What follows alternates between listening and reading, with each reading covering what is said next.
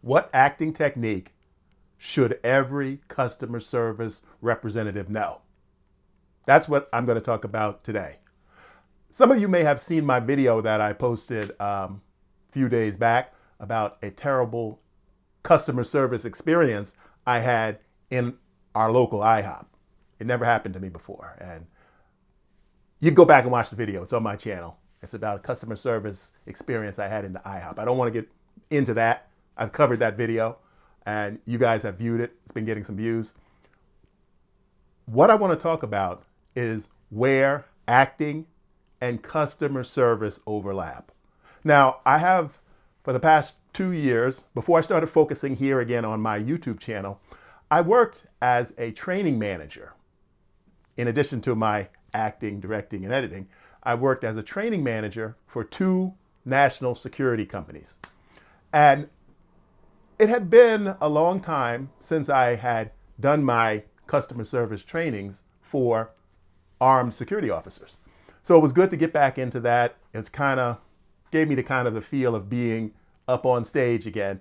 And that made me realize how close acting and customer service are together and how they go hand in hand and how the skills of a customer service rep are the same skills that a good actor has. So what I want to do is tell a little story about how I became involved in customer service.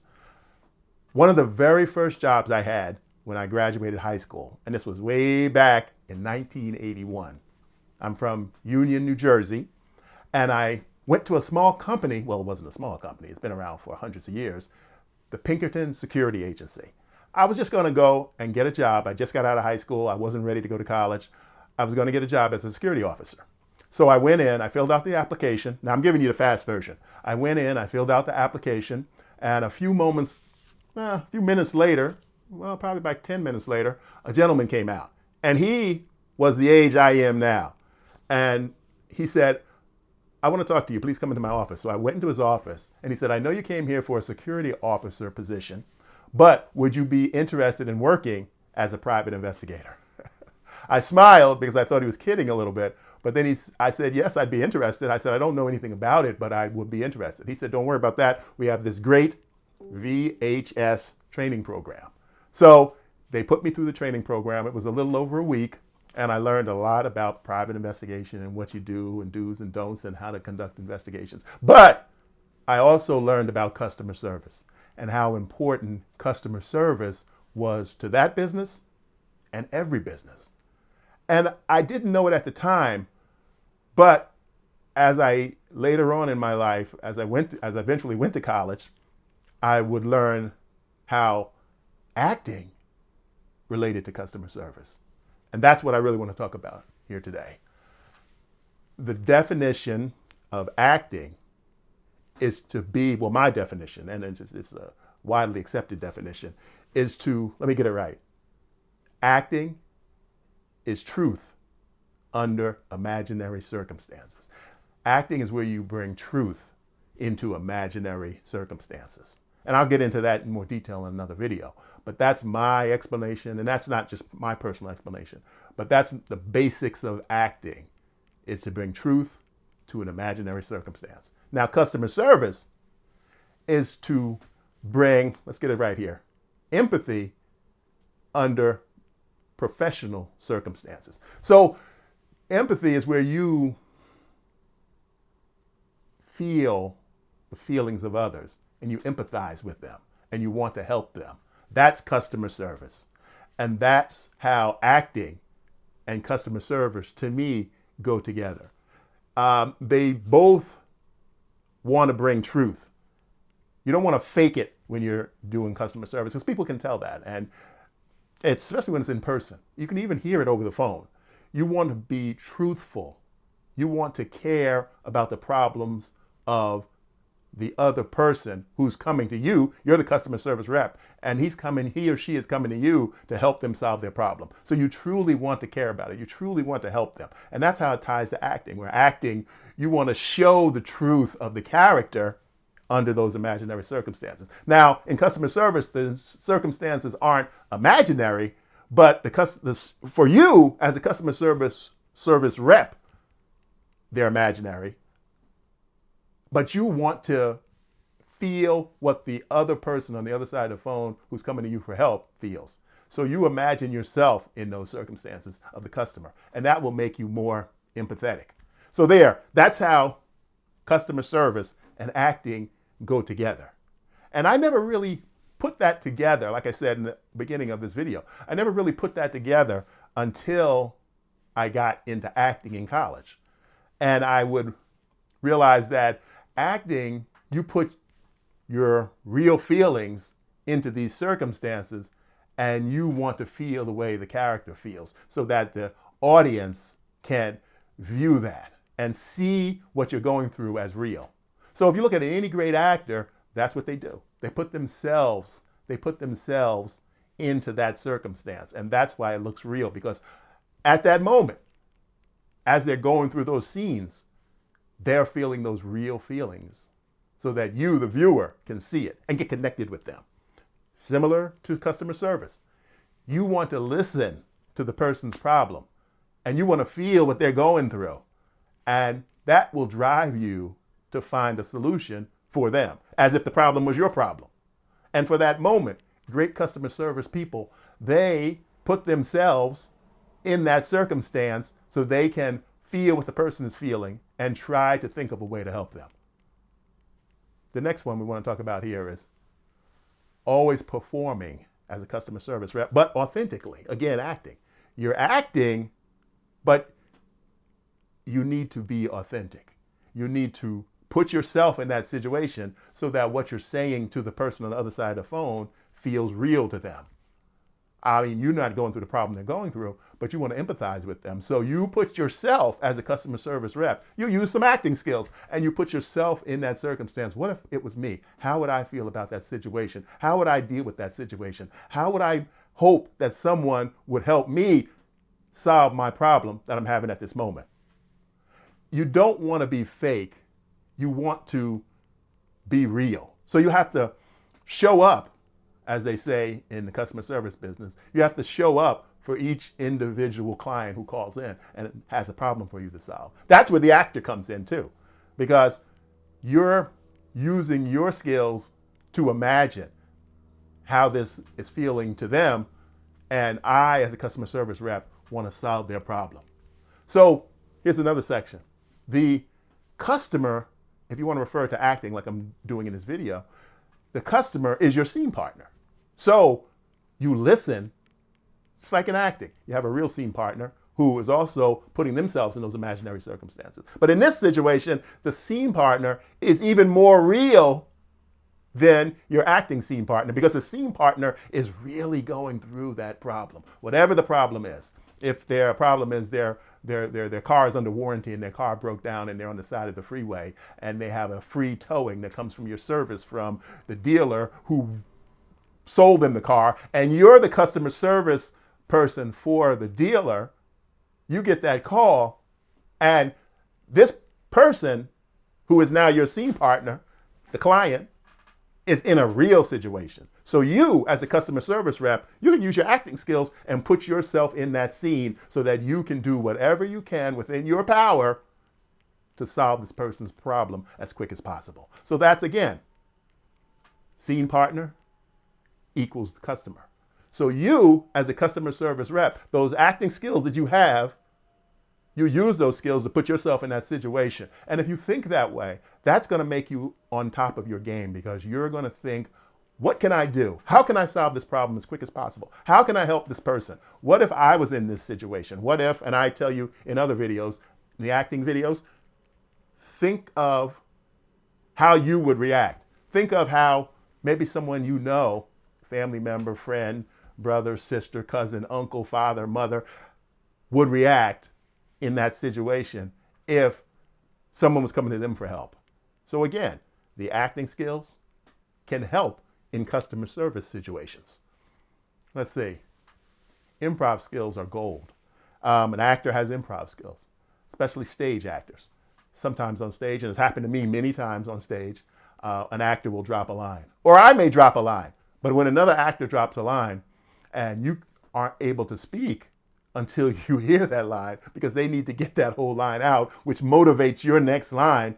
Sometimes you have to improvise. Sometimes you have to think of, okay, in your mind, how can I get to my line if my scene partner doesn't say their line? So sometimes you'll have to say their line. You may say something like, oh, you want to know where I got this book from? Well, let me tell you where I got this book from. I mean, you have to improvise. And you can use those same improvisational skills as a customer service rep. Again, acting and customer service really go hand in hand. The customer service rep needs those skills of an actor so that he or she can solve the problems of the person calling in for help as quick as possible. So putting yourself in that situation, what would I want someone to say to me? What would I want someone to feel about the problems I'm having at this moment? You don't want cold, heartless, emotionless customer service reps when you call in and your problem is really severe. Even if your problem is not severe and you're calling in, it happens to me a lot again. Sometimes you may see a charge on your credit card that you don't understand, that you didn't put there. I've had credit card fraud. I've charged things that I thought were real, and I was on a mirror site, and it was a fake site, and it wasn't the site of the company I was trying to buy something from. And then you have to go to the customer service and explain your situation to them. Maybe you'll have to send in documentation. Maybe it feels irritating, but the customer service rep, good ones, will put themselves in your shoes for that moment, for that call, to help you solve that problem as quick as possible. Again, customer service, empathy, actor can equal customer service. Acting skills are good for the customer service rep. Let's see. Script versus moment. Okay, that's a good one too. The moment you're on that call, the moment you pick up that phone and you say, hello, this is James. I'm with American Express. How can I help you? You're in the scene. Action has started. You're going to listen to the caller to see what their problem is and to see how you can help the caller. Sometimes you may not be able to help them. You may have to refer them to someone else. Or the problem could be a known problem to you and it may be coming from another company. So you get into that moment and you listen. You listen to what they're saying, because that's the only way you're going to be able to help them, if you really listen. And the same thing with acting. The only way you as an actor are going to be able to believe these imaginary circumstances is if you really listen to your scene partner. I don't mean pretend to listen and just wait for the moment when you're supposed to deliver your line.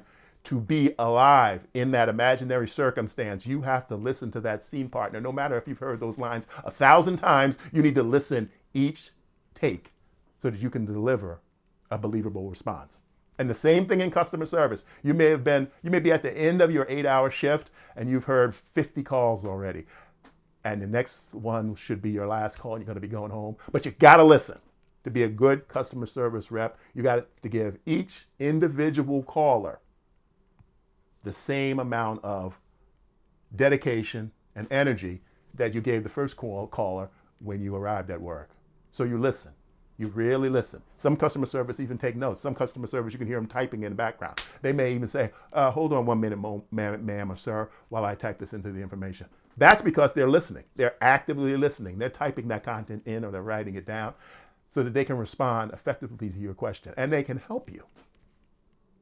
So you as the caller have to take that moment and let them write it down. Let them type it. Let them help you. Don't just keep talking. Let them help you and respond. Handling a difficult audience. Now, most of the time, as an actor, you're going to experience this on stage. You may be in a situation where you get a heckler. You may be a stand-up comedian and you're doing your set and you may get heckled. So you have to be prepared for that. You have to really think, how am I going to do that? And that comes with thinking on your feet. The same thing for customer service. Those acting skills, those improv skills come in when you get a caller and the caller just starts laying out the F-bombs, laying out the profanity as soon as you pick up the phone. So I know it's hard.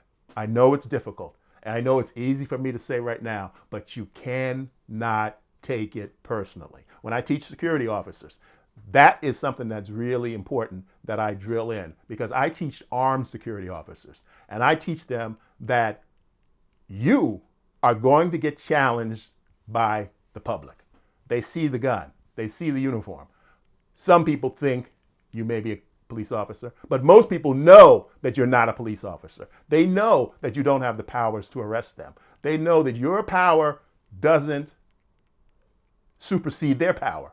Most private security officers have, most private security, I'll say most, I won't say all. Most private security officers have the same powers of arrest that a normal person in the public has. So the public will challenge you. You're an armed security officer. And I've worked security on and off throughout my career. And people do challenge you.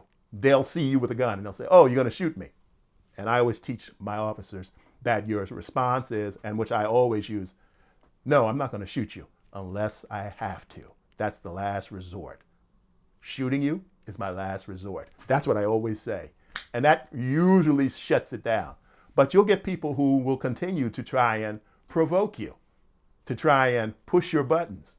And it's always easier said than done in the moment. But you have to get that mindset before it happens. I'm not going to take this personal. I'm not going to use excessive force, even though I wish I could. You're not going to be unprofessional. You're not going to curse back. You're not going to be sarcastic back to them. You have to be professional. That's what I teach my security officers. And I even run through scenarios. I use my acting background and I set up scenes and scenarios. And I get in sometimes, I'll get students to do it, but sometimes when I really want to push a student, I get in and I push them. I push their buttons. I try to make them want to go for their gun when I'm unarmed, when I haven't physically crossed the line and tried to hurt them. I use words that provoke them because I want them to get the real feeling of what it will feel like when someone is in their face and they're screaming and they're using every epithet that they can think of. They'll look at you and they'll try to see you're overweight, you're short, you're goofy, your eyes are too close together. Look at that scraggly beard. Every insult in the book they will use against you. So I teach security officers, again, easier said than done. Do not take it personally. And back to the customer service. When you pick up that phone and that client is mad as hell and they're laying into you with a profanity-laced diatribe, some companies say that you can say, sir or ma'am, once you calm down, please call back. Some companies give you that, but some companies want you to de-escalate. Now that means to bring the situation down, bring it down, de-escalate. Security and customer service, that's a skill. That's a skill that you teach. Look up de-escalation. It's calming people down, not feeding into their anger and escalating and making it bigger. When they're calling you all these words and saying all these nasty things to you, naturally you want to say it back. But you as a professional representing the company, representing the customer service agency, or representing the security agency, you have to stay professional. You have to stay calm. You have to talk them down. You have to de-escalate the situation. That is your job. That is your duty. Now, armed security officers, they're probably face-to-face. You're on the phone. Customer service, you're on the phone. You still got to bring it down. You still have to de-escalate. But the situation is not as intense as someone's in your face and they're screaming and spit's coming in. You know, that's why I tell security officers, never let people get too close. Always tell them, excuse me, sir, you can stay right there. I can talk to you right from there. Because people have a tendency to want to come straight up into your face. Even if they're calm, they try to come right up to you. And then all of a sudden, they're screaming. They're escalating. And you don't know. In their back pocket could be a screwdriver. And the next thing you know, that screwdriver is in your neck. So those are the things I teach security officers. We talk about keeping people calm, de-escalation. So those are the things where customer service can get a little dangerous. Over the phone, customer service is not that dangerous. Sometimes you may work in a company where you're the in-person customer service, and you're in a booth or you're at a desk, you have an office, and the clients come in. Then you have to realize You can't let the situation, as soon as you see the situation starting to rise, sometimes you may remove yourself from the situation and say, I'll let you talk to my supervisor. If you feel yourself escalating, if you feel you can't calm the person down, you're trying all your different de-escalation tactics, but the person keeps rising. You want to make sure that there's a way for you to exit. I'm not going to get into all the details, but I'm going to do more of these videos because I just discovered that my channel is getting a lot of traffic when I talk about topics that can relate outside of acting, directing, and editing. This customer service is directly related to acting because you as an actor, ultimately, your performance is serving the customer. Your performance is serving the customer. Without the customer, the viewer of the film, television show, stage play, you have nothing. The audience, they are your customer, and you're acting in a believable manner. You're living truthfully under those imaginary circumstances, not for just the director, not for just the producer, not for just yourself, not for just your scene partner. You're living truthfully under those imaginary circumstances to serve your audience, who is your customer. The audience is your customer, just like in customer service. The caller is your customer, and you're there to serve them. The person is watching the video or the television show or the movie with you in it to be entertained, to maybe get a distraction, but ultimately to be entertained by the show. They are your customer. You are serving them. The actor serves the customer. The customer is the audience. Remember that. That's why customer service and acting, customer service and acting go hand in hand. I'll see you in the next one.